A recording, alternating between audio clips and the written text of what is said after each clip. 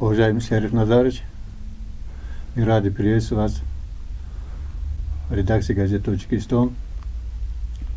Мы очень рады, что вы нашли время, пришли. И думаю, что для нашей встречи есть шикарный повод. Вам недавно исполнилось 75 лет. Мы сердечно вас с таким славным юбилеем поздравляем. И в начале беседы хотелось бы спросить вас вот о чем. Я лично вас лет 30 знаю. Таких людей, как я, очень много. То есть мы старшее поколение вас очень хорошо знаем. Чего вы достигли, значит, в таджикском отечественном футболе. Но молодежь наша не так уж хорошо знает, поэтому я думаю, будет лучше. Мы начнем с того, что как вы пришли в футбол, Шериф Назарович. Ну, во-первых, хочу поблагодарить за поздравление. Пользуясь случаем, через вашу газету хотел бы выразить искреннюю признательность руководству Федерации футбола Таджикистана, членам исполкома за теплые сердечные слова и поздравления в мой адрес, а также многочисленным болельщикам, футболистам, спортсменам, которые в этот день поздравили меня с юбилеем. Я очень вам благодарен и признателен за все, что в таджикском футболе есть. Это заслуга, прежде всего, Федерации футбола Таджикистана, болельщиков. И я думаю, что Федерация футбола Республики Таджикистан на правильном пути. Мне кажется, настанет время, когда таджикский футбол еще раз покажет свое лицо, завоюет какой-то титул такой, который будет бесценным. Я с удовольствием Дай Бог. Хочу, чтобы это случилось. И, конечно, при нашей жизни. При нашей жизни. И ностальгия такая, что хочется быть соучастником этого момента. Я уверен, что этого мы сможем достичь. Спасибо большое всем. Шериф Назарович, насколько я знаю, значит, вы начали игру в команде «Памир». Да. Не, начинал я свою футбольную деятельность, значит, в Курган-Тюбинском Вахше, затем перешел уже, пригласили в Памир, и там я продолжил свою... Я имею в виду первую лигу, Шериф Назарович. В первую лигу, да. Начинал с первой лиги в команде Памир Душанбе. Ну, и в дальнейшем, значит, история футбольной моей деятельности, значит, получила травму, потом перешел на... Правда, Шериф Назарович? Правда, что травму получил? Да, у меня травма колена была, и пришлось закончить... Что, руку сломали? Да, руку сломал, потом колено. Ага. С коленом проблемы были. И пришлось футбольную деятельность свою закончить и перейти на административную работу. Сколько вам тогда было? Ну, тогда молодой был еще. Поэтому где-то в 77-м, наверное, даже 66-м, может быть, 67-й год, вот в это время. Ну, потом предложили мне остаться в команде и продолжить работу, деятельность свою в администрации клуба, в руководстве клуба. Вот так. Дальнейшая моя судьба вот такая. Потихоньку, значит, как говорится, в команде я уже занимался административной работой. И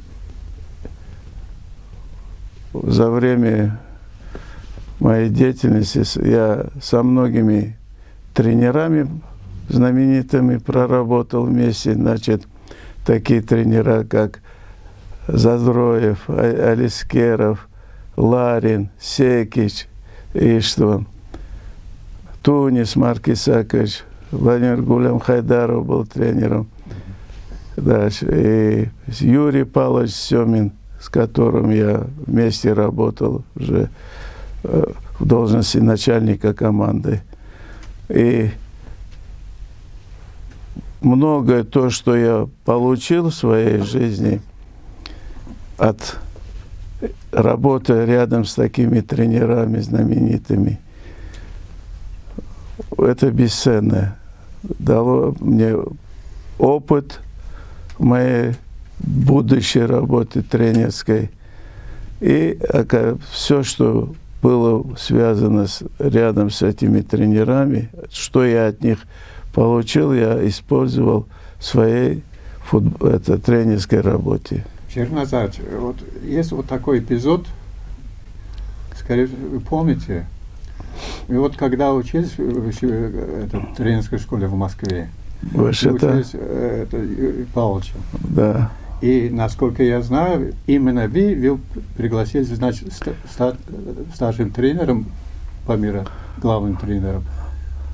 Ну, не так сказать, что именно я пригласил. Ага. Тогда, значит, когда позвонили Совмина и предложили мне найти кандидатуру на должность главного тренера команды «Памир», значит, честно говоря, я не знал в то время, кого же это можно будет предложить. Значит, но здесь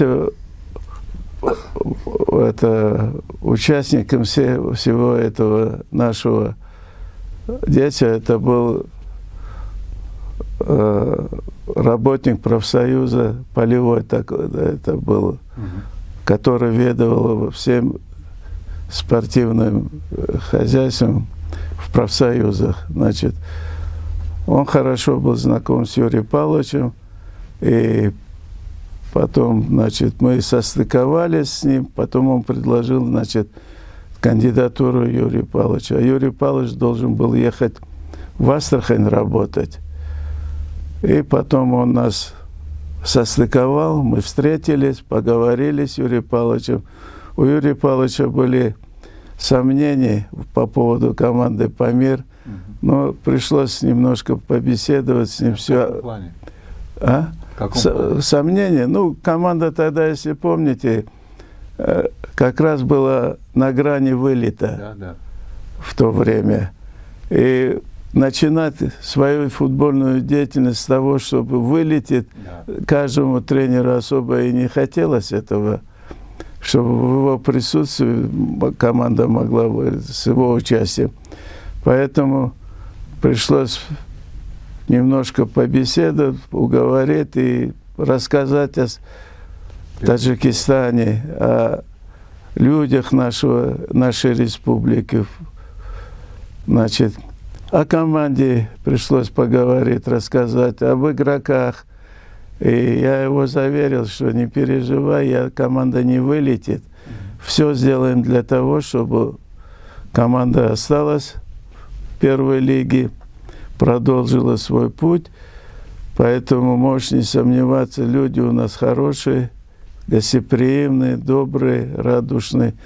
Поэтому с удовольствием тебя примут. И я надеюсь, что ты в будущем, именно через команду «Памир», взлет твой в большом футболе будет значителен. Так и получилось.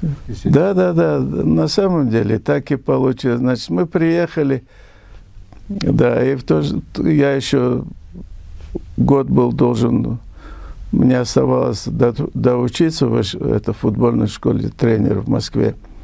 Какие-то там 5-4 месяца, по-моему, 6. Но мне предложили приехать вместе с Юрием Павловичем и стать начальником команды. Когда мы приехали, значит, нас пригласили к руководству правительства, переговорили там, обсудили все вопросы, все. И вот так наша футбольная с Юрием Павловичем деятельность в команде «Памир» началась уже. Вы долго с ним работали? Ну, где-то лет 4-5, да. Потом он, значит, уехал, его пригласили в московский «Локомотив», значит, в 1986 году, и после этого он передал правление, да, в разные правления. И началось готовы к самому... Да, ну, когда он уезжал, значит, его спросили, говорит, кого бы вы рекомендовали на должность главного тренера? Ну, вот он сказал, говорит, у вас есть главный тренер, говорит, вот... Искать не надо. Шариф Назарович, значит, я думаю, что он справится с этой должностью, уже опытный он, много лет работает с командой.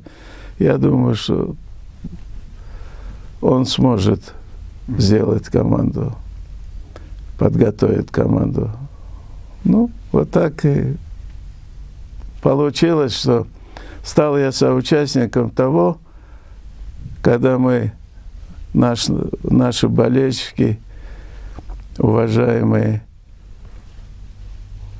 воочию убедились, что команда сможет играть и достойно играть в высшей лиге, премьер-лиге советского футбола.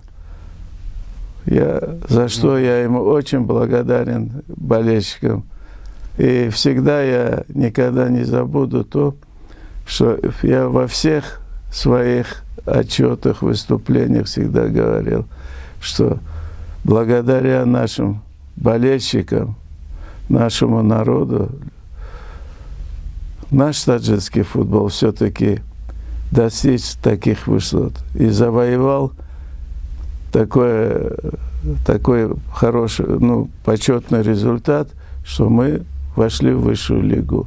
Именно благодаря нашему болельщику, конечно, то же самое, можно сказать, руководству республики, потому что без их помощи, без их непосредственной помощи и отношения к нашей команде положительных результатов, наверное, бы не было такого. Ну, да.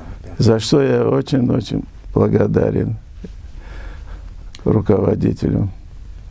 Значит, 89-й год действительно исторический год для Памира, для вас, для всех болельщиков. Так как команда стала чемпионом первой лиги и вышла, значит, в высшую лигу. Шариф Назарович,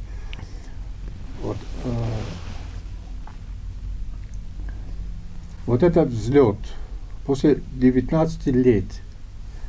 Я где-то читал, что Юрий Павлович сказал, что команда могла выйти в высшую лигу еще в 1985 году. Что он имел в виду? Ну, по-вашему?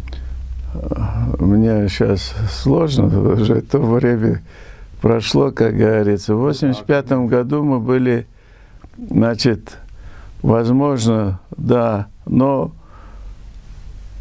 чисто такие футбольные, как говорится, в 1985 году футбольные такие интриги, которые были, значит, если вы помните, особенно когда команда «Памир» была на взлете тоже, и ЦСКА. Ага. И вот здесь, конечно, были моменты, которые помешали команду «Памир», возможно, в каких-то вот ситуациях достичь такого результата.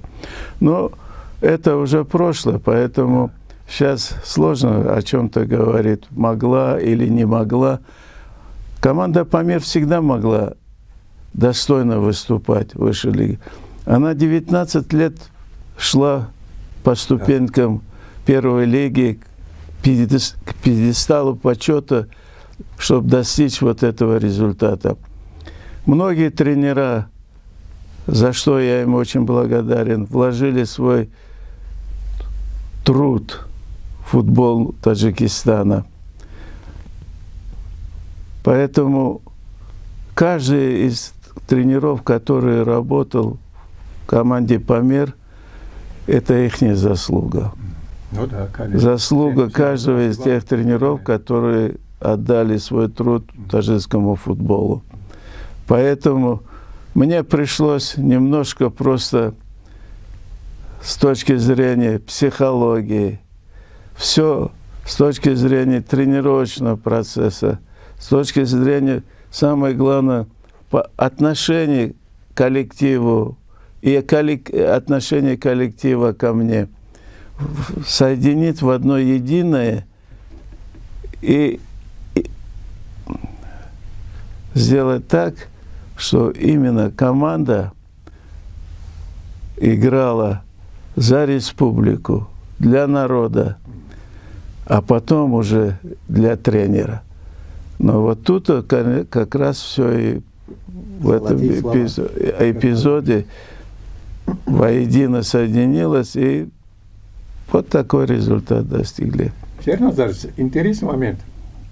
Вы вывели команду в высшую лигу, а сами улетели в Египет.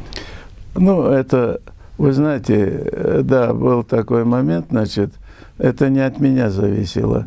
Значит, команда «Аль-Марих», в которой я работал, они приехали в Москву тогда, и они искали тренера в то время.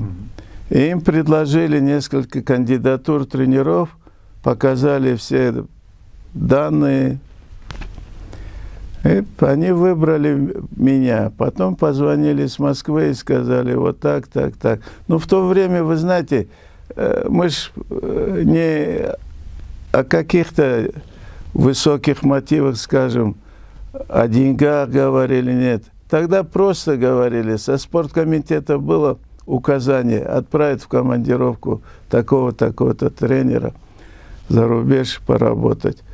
Тогда выполняли, тогда мы все зависело от спорткомитета СССР. Вот тогда и предложили мне поехать. Конечно, хотелось мне продолжить работу, но тогда просто уже не сказали, надо было выполнять. Ну, все. Да, конечно. Вот так и случилось. Памир Сергей Назарович играл в высшей лиге 3 сезона, но там много было хороших игр, взлетов, падений там. Но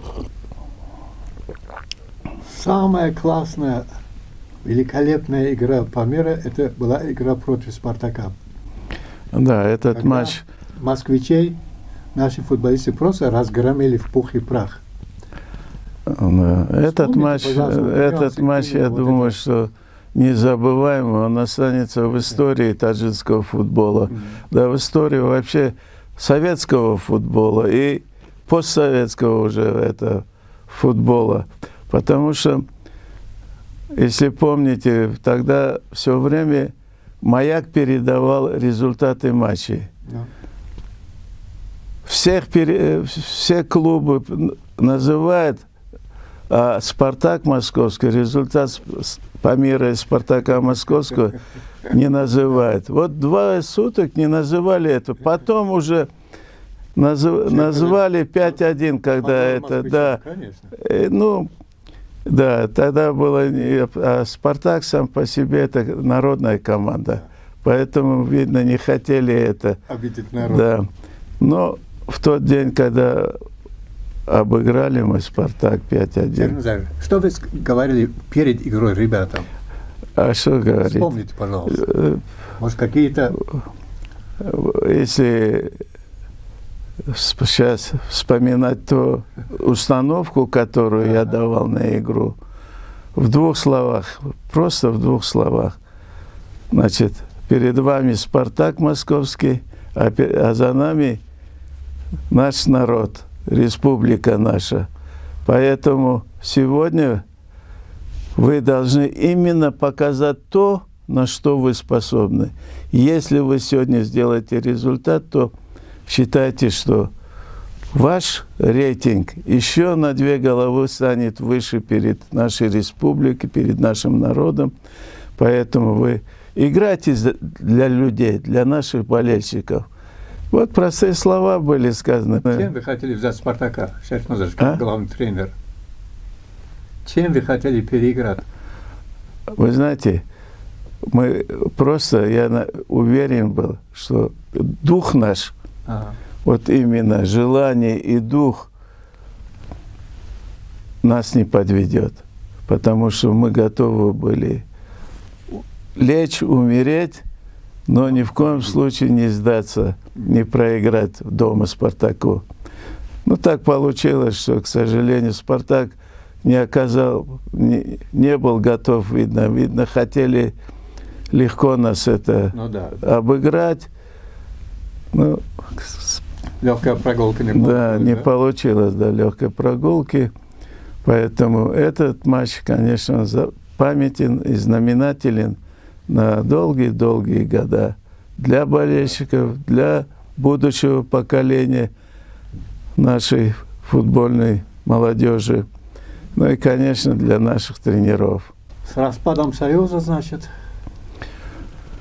Да, к сожалению, с распадом Союза советский футбол потерял много клубов, классных клубов, как Ташкентский Пахтакор, Ашхабад.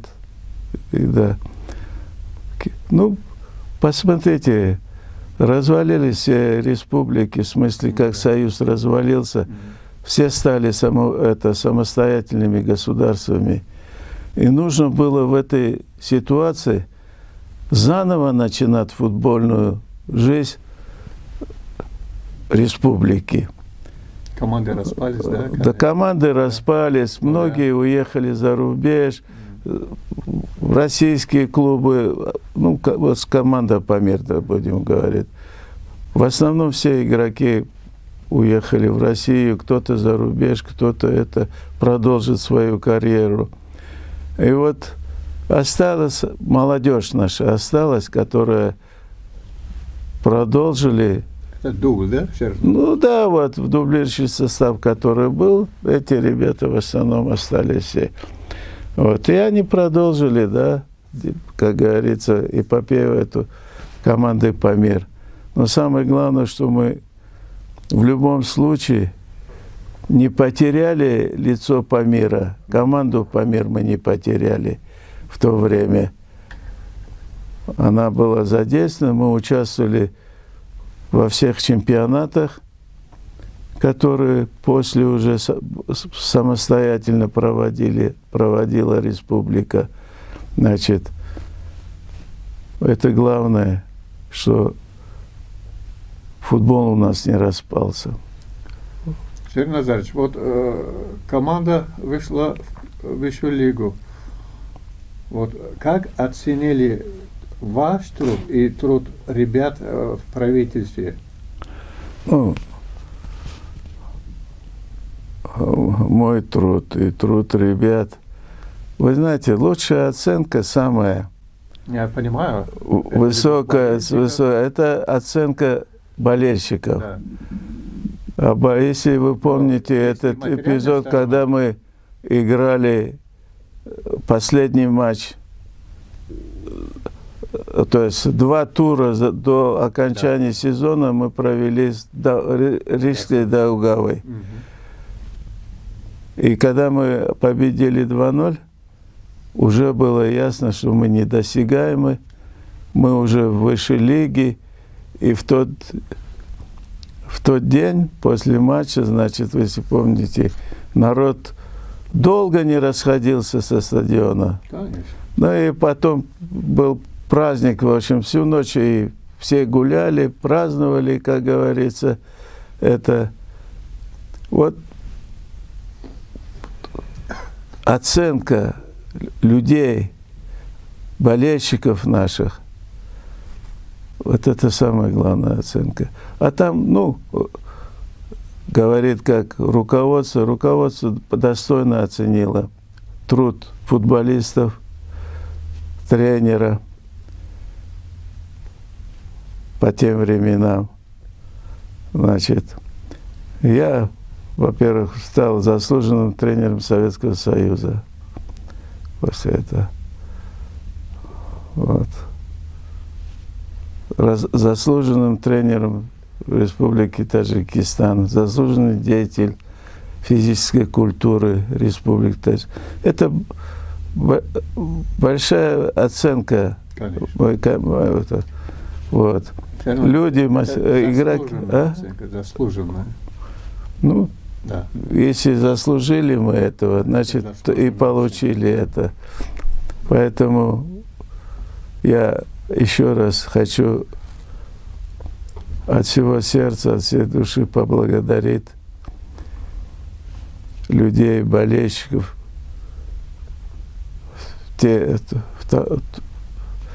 тогдашних, за их оценку, за их труд, то есть за их... Болельщик тоже трудился, так рьяно болел за команду весь год, эти все года, что без их помощи мы бы дома такие игры бы не смогли просто. Да, эмоции, все, дух команды, дух игроков в каждой игре выкладывались до последнего. Это ж здорово. Это вот... Сергей Назарович, вот после распада Союза,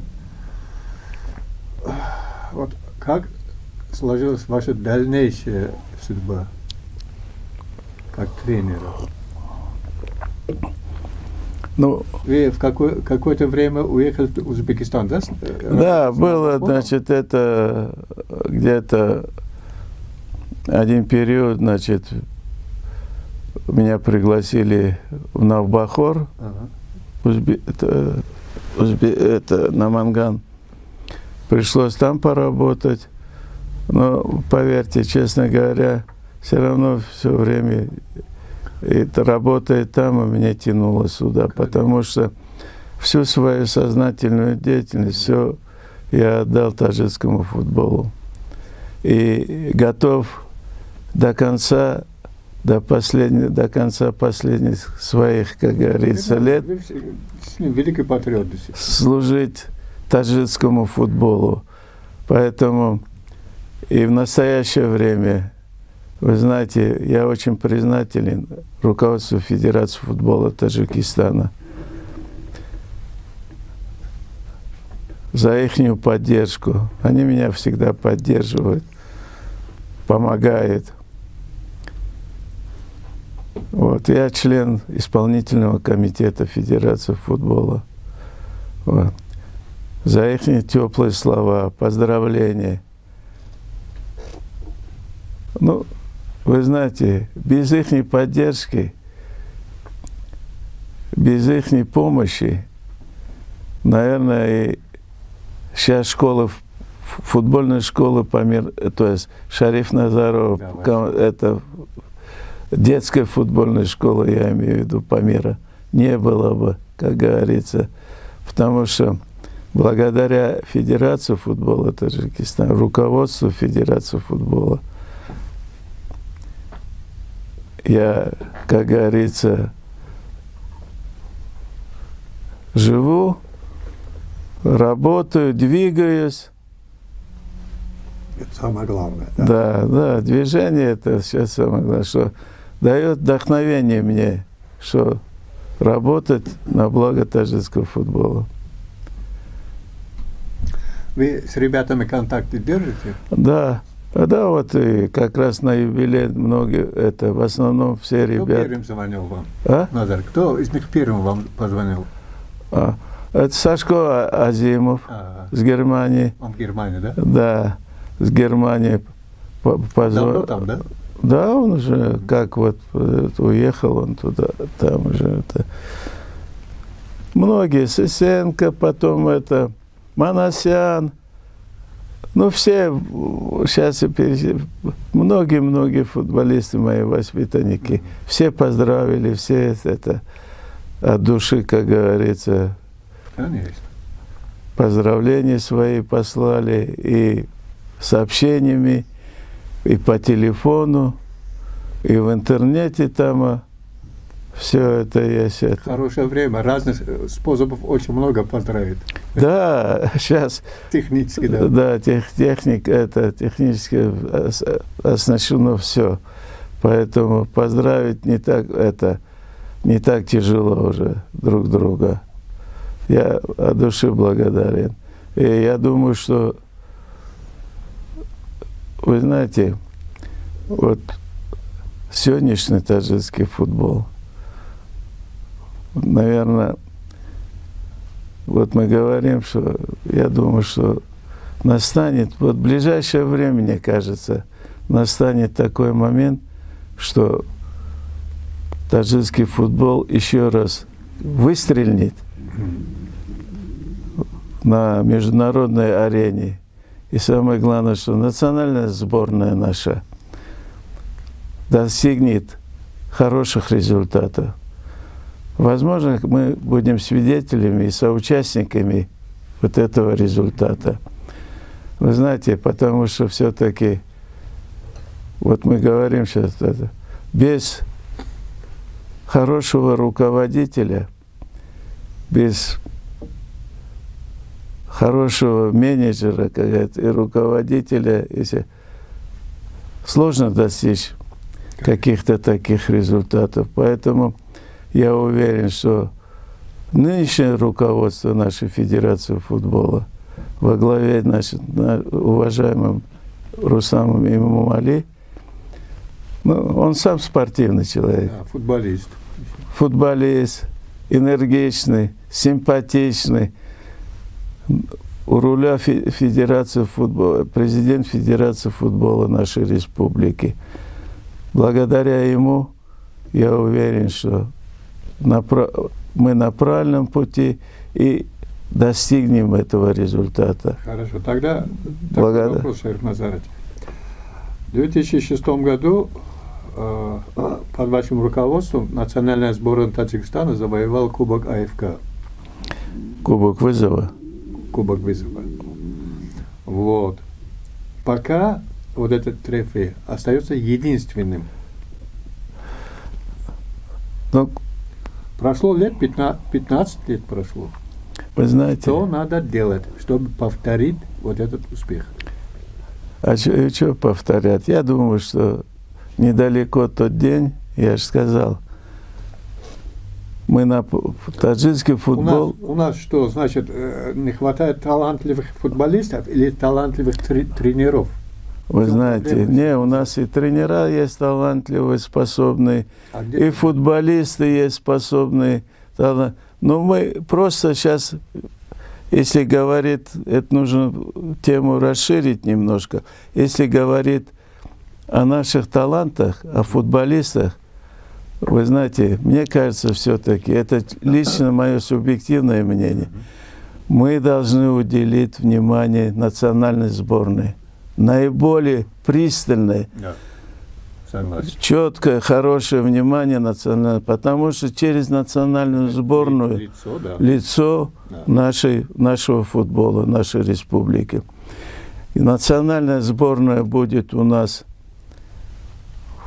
как говорится, на высоте, весь наш футбол будет также на высоте. Но одна проблема, мне кажется, все-таки. Да, вот обратите внимание, значит, юноши, молодежная, юношеская сборная в футболе достигают хороших результатов. На чемпионате мира участвуют, как призы завоевывают. Прекрасный результат. Все, заканчивается определенный цикл чемпионата, потом мы смотрим, где эти игроки. Нету их. Вы знаете, вот здесь нужно к тренерам немножко более внимательно, потому что конкретно продолжит карьеру футболиста, вот эти молодые ребята, они должны... Такой отбор должен быть от этих, чтобы именно поставляли для национальной сборной готовых уже, мощных, устойчивых как говорится, детских авторитетных футболистов. Потому что все-таки мы еще, честно говоря, это мое мнение, на ногах, как говорится, еще не крепко стоим на поле. А мы должны стоять твердо, четко, чтобы нас ни один противник не мог просто так сбивать. Поэтому удел это будущее нашей национальной сборной и отношение к национальной сборной. Это главный наш, как говорится, результат будет, от чего мы думаем.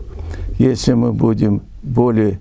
Хотя мы много делаем, это руководство Федерации очень много делает для национальных, для молодежных, юношеских сборных, для национальных.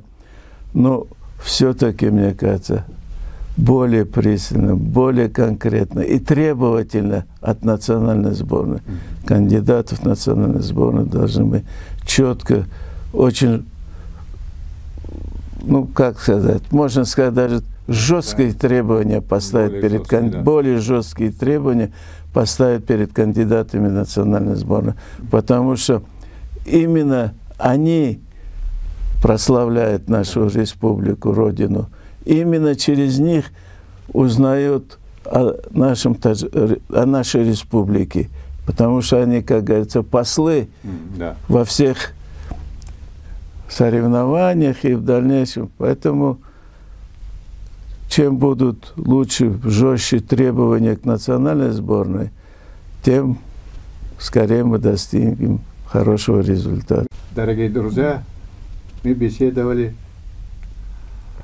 с легендарным таджикским тренером, который когда-то вывел команду по высшую лигу, который, значит, умножал славу таджикского футбола и который и сейчас готовит фундамент для будущих взлетов таджикских футболистов. Шариф Назарович, еще раз спасибо большое. Спасибо.